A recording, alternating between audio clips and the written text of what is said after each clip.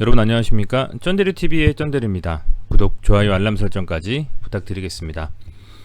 지난주 한 주의 시장은 뭐 조정 국면에 진입을 한 주식시장이었기 때문에 그렇게 좀 뭐 단기적으로나 중장기적으로나 스윙하시는 분들이나 재미를 본 시장은 아니었던 것 같습니다. 보면 한번 바닥을 4주 전에 찍어주고요. 주봉상의 차트입니다. 코스피에 양봉으로 좀 들어 올렸지만 이내 다시 2주 연속 하락을 좀 하면서 상대적으로는 다시 한번 바닥을 좀 잡아야 되는 그런 상황이 됐고, 11월에는 상당히 좀 첫째 주부터 많은 이슈들이 있습니다. 그렇다 보니까 이곳저곳에서 소위 말하는 재료와 이벤트들이 많이 있기 때문에 그게 긍정적인 방향 쪽으로만 움직여 준다면 이내 주초에 좀 하락을 하더라도 하방을 좀 확실히 잡으면서 경직성이 나오고, 주 후반으로 가면 갈수록 시장이 좀 반등하는 흐름이 나오지 않을까. 물론 그건 제가 앞서 말씀드린 것처럼 그 여러 가지 이슈와 재료들이 긍정적인 쪽으로 방향성을 잡을 때입니다. 그래서 그런 부분들이 조금은 사실은 기다려볼 만한 상황이라고 보여지고요. 일봉상으로 봐도 이렇게 보시는 것처럼 지난주 금요일에는 코스피가 1.85% 하락을 좀 하면서 1.29%죠. 일봉 등락률로 보면요. 그렇게 좀 하락을 좀 하면서 외국인과 기관도 순매도가 상당히 좀 강하게 나왔습니다. 외국인이 무려 8천억을 순매도했고요. 기관은 4,758억 순매도하면서 합이 1조 2천억 가까이 순매도 해버리는 그런 장세였고, 그거를 오롯이 개인만이 이렇게 순매수로 좀 일관하는 시장이 이제 금요일이다 보니까 아무래도 별로 좋지 않았고, 주말간 그리고 다음 주에 또 과연 시장을 끌어올릴 만한 재료들이 있는가에 대해서 물었을 때 확실한 모멘텀이 없다. 그렇다 보니까 외국인과 기관 모두 다 좀 소극적인 매동을 만들어내지 않았냐 생각이 좀 듭니다. 아울러서 코스닥을 보면요, 코스닥은 뭐 코스피가 3000포인트를 지켜내지 못한 것과 같은 맥락으로 1000포인트를 지켜내지 못했습니다. 3일 연속으로 음봉이 나왔고요. 뭐 가까스로 정말 200이평선을 뭐 지켜내는 듯 하지만은 잘못하면 다시 한번 22평선을 지지하는지 확인을 좀 테스트를 하고 반등이 나올 수도 있는 상황이고, 매동을 보면 외국인이 그나마 370억 정도 순매수를 했지만 기관이 매도를 했고요. 또 개인도 그렇게 썩 나이스한 흐름은 보이진 않았기 때문에 그런 측면에서 뭐랄까요, 이 장막판에 조금 이제 기관의 매수세를 좀 올리긴 했습니다만 순매도를 줄인 것 뿐이지 강한 드라이브로 순매수를 한 건 아니지 않습니까? 그래서 지수가 양시장 모두 좋지는 않았다. 11월을 기다리는 입장에서는 어떻게 될 것이냐라고 고민을 하게 만드는 수준이 아니었냐 생각이 좀 되고, 그런 측면에서 이제 두산중공업도 역시 마찬가지로 차트를 보시면 장중에 두산중공업도 이번 주, 지난주라고 표현하겠습니다. 뭐 좋은 흐름은 아니었습니다. 강하게 이 18,000원대에서 바닥을 좀 잡아주고요. 한번 이렇게 들어올리고 조정받고 다시 한번 이렇게 올랐습니다만 3일 연속으로 이렇게 음봉을 좀 단봉으로 좀 맞아버리면서 조정 국면에 돌아선 것이 맞고, 다만 그런 상승 추세에서 5위평선과 12평선 정배열로 현재 보면 5위평선, 10평선, 22평선까지 정배열로 쭉 나란히 배열이 된 상태고, 12평선에서는 다행히도 봉이 좀 지켜졌죠. 이 음봉 3일이 물론 거래량이 많이 실리지는 않았습니다만 그래도 종전에 기존의 조정 국면에 있을 때보다는 조금은 실린 상황이기 때문에 어쨌든 매동도 사실 따지고 보면 뭐 봐야 되겠습니다만 이 일봉상의 음봉에서 어쨌든 거래량이 조금은 약간은 실리는 좀 그런 흐름이 나왔다. 다음 주는 그야말로 이 12평선을 지켜주면서 상승 추세로 계속 이어가느냐, 아니면 12평선을 음봉으로 깨버리면서 22평선 지지를 한번 바꿔 가느냐, 뭐 그런 차트상의 흐름을 확인을 하면서 접근해야 되는 상황이라고 보여지고요. 아마 우리 두산중공업의 주주분들은 단기적으로 사고팔고를 하시는 거라고 생각은 저는 안 듭니다. 다만 진입 시점, 또 물량을 늘려가는 시점, 그것을 고민하고 계시지, 단기적으로 아주 큰 금액으로 물론 뭐 단타를 칠 수도 있으시겠습니다만 그런 측면에서의 접근보다는 조정 국면일 때는 조금 더 물량을 늘려가고, 상승 국면일 때는 잠그면서 가주는, 뭐 물론 과연 32,000원 정도 지난번 고점을 돌파할 수 있느냐, 그게 언제가 될 것이냐에 대해서는 그 누구도 확신할 수 없죠. 다만 연말부터 해서 내년까지 이어지는 이 대선, 이슈와 그리고 국내에서도 상당 부분 정권 말기에 가다 보니까 국내 정책 중에서 워낙에 이 전 세계적으로 이 탄소 중립, 그죠? 신재생 에너지 확대, 뭐 에너지 위기 이런 부분들에 대한 부분에서 극도로 지금 이제 이 원전에 관련된 이슈가 점점점 부상이 되고 있단 말입니다. 그렇다 보니까 그런 부분들이 이 주가에 반영될 시점은 물론 선반영됐다라고 생각하시는 분들도 있으시겠죠. 지난 여름에. 근데 개인적인 소견으로는 1차 반영이 됐다면 이제는 정말 그야말로 이 정부가 어떤 식의 방향성을 가져가느냐와 또 대선이 있지 않겠습니까? 3월에 거기까지 가는 그 여정에서 짧은 기간이라면 짧은 기간이고 긴 기간이라면 긴 기간인 한 4개월, 5개월 동안에 상당히 많은 주가의 변동성을 가져갈 수도 있지 않겠느냐. 저는 좀 그렇게 보고 있습니다.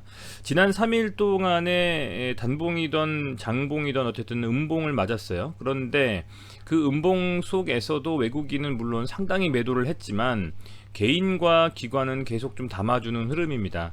담아주는 흐름이고요. 그 흐름 속에서도 연기금이 중장기적인 흐름을 가지고 순매수가 상당히 좀 들어오고 있고요. 금융투자는 단기적인 성향으로 사고팔고를 하고는 있습니다만 금투를 제외한 보험부터 연기금까지 또 기타 법인까지도 전부 순매수를 좀 해주고 있기 때문에 어쨌든 개인만의 매수세로 갔던 지난 6월 7월에 비해서는 현재 시점은 플러스 기관의 매수세가 상당히 좀 들어가고 있기 때문에 공매도가 계속적으로 두산중공업을 하방으로 밀고 있지만 그럼에도 불구하고 이 기관과 개인의 순매수가 외국인이 조금만 더 시장 상황이 괜찮아지고 순매도를 좀 줄여준다면 충분히 상승 쪽의 방향성과 모멘텀을 가지고 움직일 수 있지 않겠느냐, 저는 이렇게 좀 보고 있습니다. 우선은요, 그런 와중에 굉장히 많은 이 재료들이 있고 이벤트들이 있습니다. 하나씩 한번 저도 어떤 상황들이 벌어지고 있는지 주말을 좀 이렇게 마감을 하면서 여러분들과 함께 살펴보고자 많은 기사들을 제가 링크를 좀 해놨는데요. 자, G20 로마 정상회의가 개막이 됐고요. 이제 31일까지 이틀 일정으로 열리는 정상회의죠. 지금 한번 오늘 현지 시각으로 좀 끝났는지 아니면 진행 중인지 제가 정확히는 모르겠습니다만 기후변화와 팬데믹 극복 방안을 논의한다. 우리나라에서는요 이제 11월부터 조금 다른 단계의 이 위드 코로나가 어찌 보면 진행이 좀 됩니다. 워낙에 사실은 뭐 백신 접종률도 70%가 넘어가고 그동안 너무나 고생하셨던 자영업자분들에게는 그나마 숨통이 조금이나마 트일까 하는 좀 다행이다라는 좀 생각이 드는데요. 어찌됐건 그런 뭐 전 세계적인 팬데믹에 대한 극복 방안 플러스 기후 변화, 이게 지속적으로 시장에서 모멘텀과 이슈화와 재료로 작용이 되는 상황이기 때문에 그동안에 이 팬데믹에 대한 이슈만 가지고 상당 부분 뭐랄까요, 이 주가의 변동성을 가져가는 일이 잦았다면 지금은 기후변화다. 결국에는 그 기후변화의 연장선상에서 많은 재료들이 이 두산중공업의 이슈와 결부될 수 있는 상황이 된다라는 것입니다. 어쨌든 그런 정상회의가 개막이 좀 되고 있고요. 핵심 의제 기후변화 대응입니다. 그죠? 거기다 플러스 에너지 위기 해소. 요즘에 이제 운전을 하는 저로서는 경유라든지 휘발유 금액이 코로나 팬데믹이 있을 때보다 뭐 거의 한 500원 가까이 올랐습니다. 경유차를 타는데 천연가스의 엄청난 금액에 대한 증가 막 이렇게 되면서 친환경 신재생 에너지의 이 중요도가 더 높아지고요. 그런 과정 속에서 탄소 중립을 만들어야 된다라는 뭐 이슈도 커지고 있고 거기에 필수 불가결한 요소가 일각에서는 원전이다라고 말씀을 하시고 있는 상황이죠. 그런 상황 속에서 어쨌든 핵심 의제로서 이 기후변화 대응과 팬데믹 위기 극복 및 글로벌 경기 회복, 에너지 위기 해소에 대한 여러 가지 이슈들이 이 전 세계적인 어젠다로서 활용이 좀 될 것이고, 아울러서 31일 영국 글래스고에서 개막하는 제26차 UN 기후변화 협약 당사국 총회 COP26을 앞두고 주요 국가 간 입장을 조율하고 논의를 진척시킬 수도 있다라는 기회가 될 수 있다라는 평가가 좀 나오고 있습니다. 워낙에 뭐 이런 탄소에 대한 부분들, 그렇죠? 탄소 배출량, 뭐 국내외 석탄 발전소에 대한 금융 지원 중단, 결국에는 뭡니까? 탈석탄, 탄소 중립입니다. 그렇다면 탈석탄, 탄소 중립에서 뭐가 필요하느냐? 우리나라에서는 태양열, 풍력, 뭐 이런 자원들 플러스 결국에는 그 태양열이건 풍력이건 극대화하면서 석탄이 나오는 뭐 석유, 석탄 발전을 최소화한다면 나머지의 에너지원들을 메이크업할 수 있는 방안은 탈원전이라는 것을 상당 부분 강조하고 있고요. 이제 그런 측면에서 사실 이런 이슈들도 전 세계적인 방향성과 함께 계속적으로 지켜봐야 된다는 거. 결국에는 이 탄소 대출 넷제로, 그죠? 탈석탄, 여기서 과연 원전이 필요하느냐 안 하느냐를 정부가 어떤 식으로 판단하느냐의 문제인 것 같습니다.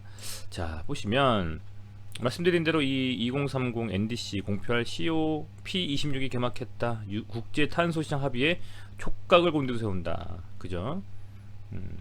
2030 국가 온실가스 감축 목표를 발표하며 우리나라를 비롯해 130여 개국 정상들이 참석할 예정이고요. 뭐 워낙에 내용들이 워낙에 이 원전에 대한 이슈, 탈탄소 막 다 묶여서 지금 있기 때문에요. 관련주들이 과연 좀 힘을 좀 받을 수 있을까? 저는 그게 가장 중요한 사안이라고 보고 있어요. 과연 그렇게 될 것이냐라는 부분이고, 또 이 FOMC 회의가 또 역시 11월에도 열리죠.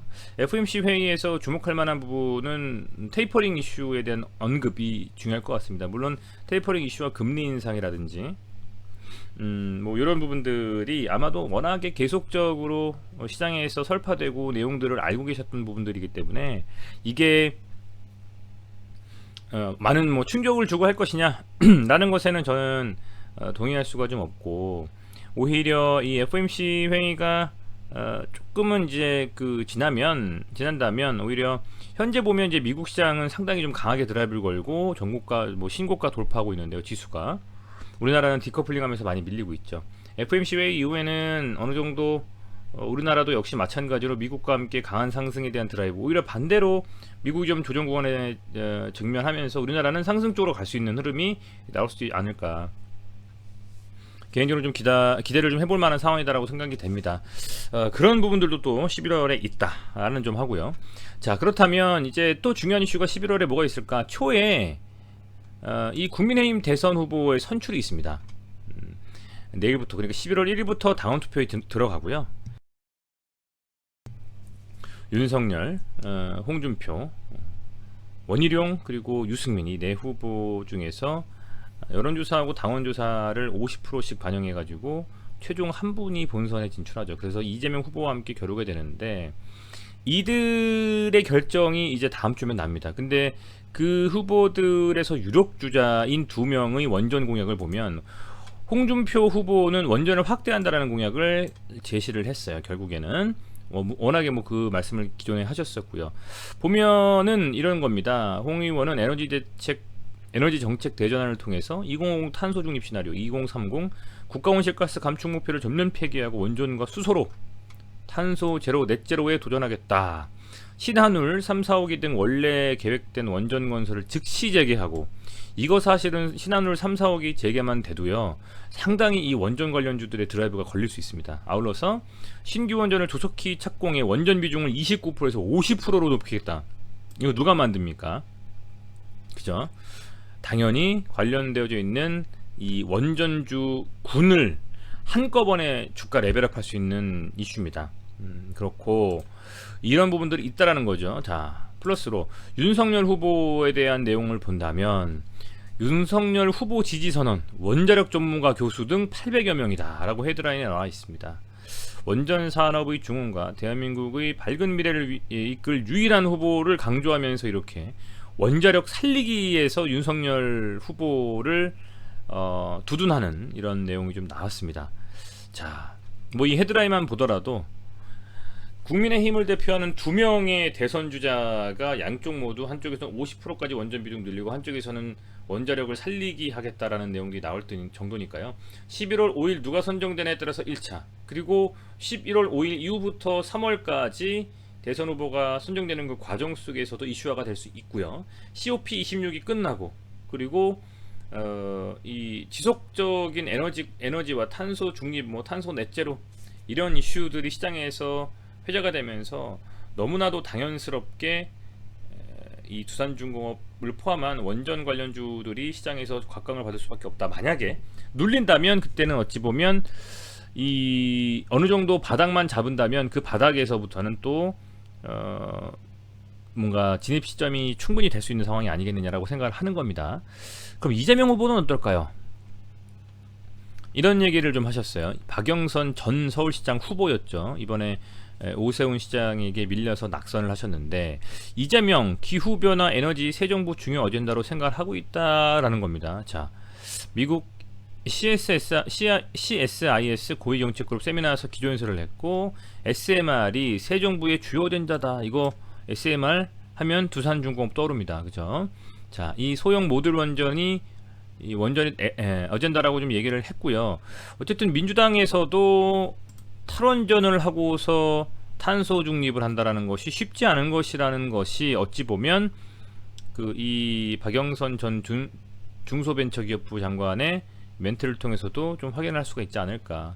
워낙에 지금 각종 정치 이슈로 정책에 대한 부분들이 이재명 후보 같은 경우는 이슈가 되고 있지 못하는데, 이런 내용들이 참 저는 중요할 부분인 것 같습니다. 특히 자신이 이달 초 박영선이 특히 이달 초 캠브리지 MIT 대학을 방문해서 리처드 레스터 핵 엔지니어 교수와 어니스트 모니즈 전 에너지부 장관이 탄소 중립을 위해 SMR의 활용성의 필요성과 한국 기업과의 공조를 언급했던 것. 자, 상당히 중요합니다. 그렇다면 뭡니까 이게? 대통령 선거의 전후 뭐 여당 야당에 상관없이 SMR에 대한 중요한 부분들은 상당히 뭐랄까요, 중요도가 높아지고 있다는 것의 반증인 것이죠. 지금 시장이 밀리면서 외국인의 매도가 계속 나오고 있고, 그죠?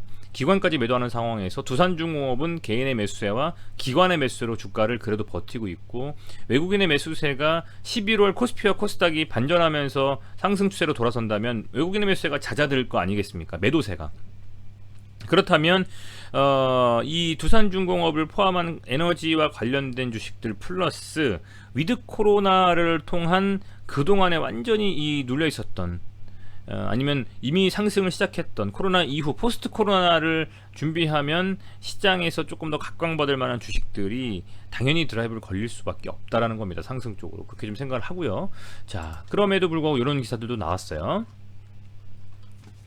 한전과 두산중공업이 수주한 괌복합 화력발전소가 백지화 위기다. 이런 좀 악재도 하나 있습니다만, 이게 사실 악재이기 이전에 호재로서 반영이 많이 안 됐어요. 그래서 악재는 밀리고 호재는 뭐 상승하지 못하냐 이렇게 말씀을 좀 하시는 분들도 있겠습니다만, 이런 잡음들은 있을 수 있습니다만 뭐 이것 이외에도 상당히 많은 그 대규모 수주에 대한 뭐 이벤트들이 남아있기 때문에 저는 요거는 크게 주가에 반영될 부분은 없다라는 것이고, 이게 사실은 굉장히 저는 좀 기대해볼 만한 부분인 것 같아요. 여전히 뭐 폴란드 원전 수주전에 대한 필승 전략 팀코리아 70개 현지 기업. 자, 여기에서도 상당히 그 이 한국 수력원자력이 출사표를 던진 폴란드 원전 수주, 여기서도 상당히 이제 뭐 많은 회사들이 참여를 좀 하고 있고요. 참여를 하고 있고, 팀코리아는 두산중공업 여기 포함이 되어 있다는 겁니다. 그죠? 한전기술, 두산중공업. 그래서 저는 뭐 이런 이슈들이 너무나 지금 많다. 너무나 많다라는 겁니다. 너무나 많다. 지금. 그래서 이런 너무나 많은 이슈들을, 그죠? 이것도 또 뭐 발표했습니다만 딱히 주가에 반영이 안 됐어요. 이런 이슈들을 머금고 있는 상황에서, 그죠? 머금고 있는 상황에서 사실 그렇게 아무리 눌린다라고 하더라도 그것에 있어서 너무 두려워하기보다는 주가가 만약에 조정을 받는다면 하방은 나올 거 아니겠습니까? 지난번에 하방이 18,000원이었다면 이번에 하방은 22,000원일 수도 있고, 왜냐면 22평선이 있다 보니까 그런 하방이 좀 잡힌 상황에서는 물량을 좀 늘려가면서 스윙으로 좀 간다든지 중장기로 한번 들고 가보는 전략이 상당히 유효할 수도 있겠다. 이 32,000원이라는 이 지난번 고점이 사실은 지난번 고점이죠. 이게 월봉으로 보면 상당히 저점 라인에 있는 겁니다. 이미 2007년부터 해가지고 내리 꽂았던 이 주가를 하방에서 잡고, 여기서부터는 강하게 사실은 상승 추세로 돌려 세우면서 이 구간에서 2020년 7월부터 거래량이 실리면서 21선 돌파하고 났죠. 그부터는 지금 계속 이렇게 상승 추세로 가고 있는 겁니다. 중장기적으로는요. 그래서 1위 1비 할 필요가 없다. 눌리면 눌린 대로 좋고 상승하면 상승한 대로 좋은 상황. 뭐 그렇게 단기적으로 이게 뭐 사실 단타 치실 종목은 아니지 않습니까? 그렇게 봐야 된다라고 좀 말씀을 드릴 거고요. 우선은 하나의 더는 좀 뭐 긍정적이진 않지만 이거 한번 생각해 볼 수 있지 않을까라는 좀 생각이 들어요. 뭐냐면 자, 공매도 관련된 부분인데요. 잠시만요. 제가 지금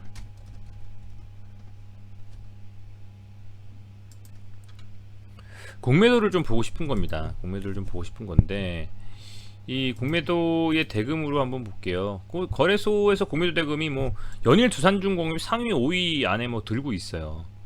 지금 보면 코스닥에서는 뭐 셀트리온 헬스케어, 셀트리온 쪽이 많이 좀 하고 있고 근데 위메이드는 코스닥에서 공매도를 많이 대금이 당함에도 불구하고 상당히 상승 추세가 엄청납니다. 그래서 공매도가 반드시 시장에서 주가를 눌리는 주범이냐?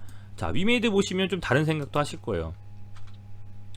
위메이드는 날아가고 있습니다. 날아가고 있어요 지금. 자, 그런 것처럼 공매도가 있더라도 이 매수세가 그를 뛰어넘으면 저는 꼭 그게 어찌 보면 악재만일 수는 없다. 왜? 공매도가 만약에 이 반대로 쇼커버링이 나왔을 땐 또 엄청난 파괴력이 있을 거라고 생각을 하는 거죠. 저는 그렇게 개인적으로 보고 있습니다. 어쨌든 뭐 그건 제 개인적인 소견이지만은 이 공매도 상위 중에서 두산군중공업만 유일하게 오를 정도로 그죠? 잘 선방해주고 있습니다. 전체에서도 보면 두산중공업이 네 번째, 다섯 번째이긴 합니다만 그럼에도 불구하고 잘 정말 버티고 있는 몇 안 되는 종목이고 아직은 두산중공업이 그죠? 걱정할 만한 상황은 저는 아니다. 이렇게 좀 보고 있는 것이고요. 마지막으로 발표된 실적 한번 보겠습니다. 자, 두산중공업의 실적도 또 발표가 났어요. 그죠?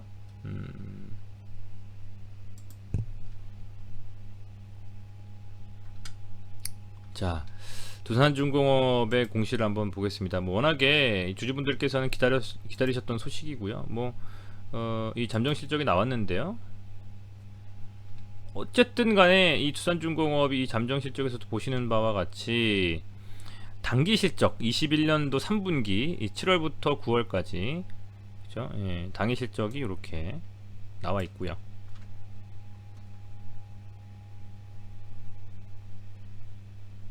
이 3조 4천억 정도 그죠? 보시면 될 것 같고 영업이익도 이렇게 2,400억 가까이 전기 실적보다 조금 아쉽지만은 전년 동기 실적인 1,000억 정도 대비해서는 약 127% 정도 상승을 한 것이고 매출액 같은 경우에도 전년 3분기죠.